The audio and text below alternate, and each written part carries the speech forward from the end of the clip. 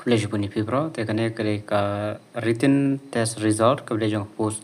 LDE com typist support ka district selection committee DSC West Jaintia Hill District July on 11 December 2021 for exam of December are way. The following candidate bearing the following roll number are declared to have qualified for appearing in the typing speed test. The result is in order of the serial roll number. The exam na do arjarap way mi result how arjarap sau September arjarap sau. Te kin sapan long wade ya ka typing speed test. Te ka result ngam tip shu kin mi usne mayu te mentas ne mi try la pen mi kaloi. Te kini kiro number ki bala qualify nam ta ka speed test sa check bah page bah number not khat way not khat ar not ar te pos bah sa page way pergi way ha du bakut udai san khandai pra lai way pra lai way arpo sau not ru pra sau way lai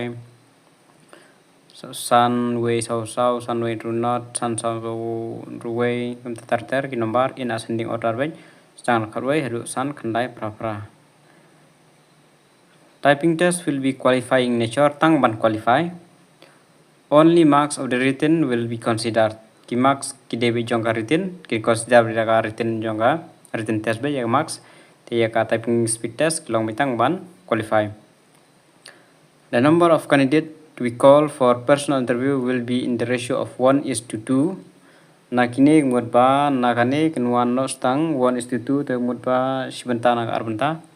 Don sanpo kin khot tang arsan te kine tip kidon kanongut namla araban nyo hangne la ebon te kin khot no stang mar stang ratio 1:2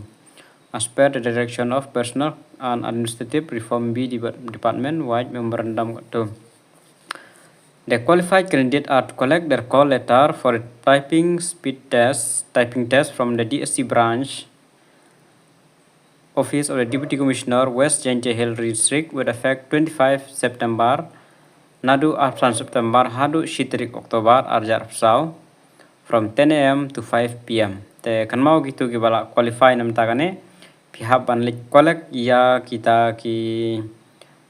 typing test pihak banlik collect kine call letter pihak banlik collect hi kata call letter kinom phare te pihak banlik collect hi I call letter nadu Afsan trik September hadu shitrik Oktober hadu shpoji hadu san baji hagi por long tre te kine kinomba nakine ikatang kidon gumba ars pa tamei te ki ong banjet 1:2 ratio te naki ars pa kanongut kin qualify ya ka typing test te lagi qualify satang shispa ngut lane shispa sanpho te kan long no marsteng ya kata gai te lada qualify shispa kempa kunba setang san pongut kiban poi syaka personal interview marna kaspatam te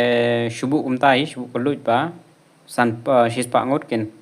pas ya ka typing speed test but na kita pada ya pas ru insim ka 1:2 ratio te tang san pongut kin sim man poi syaka personal interview te tang ini higi jemputip kepesubun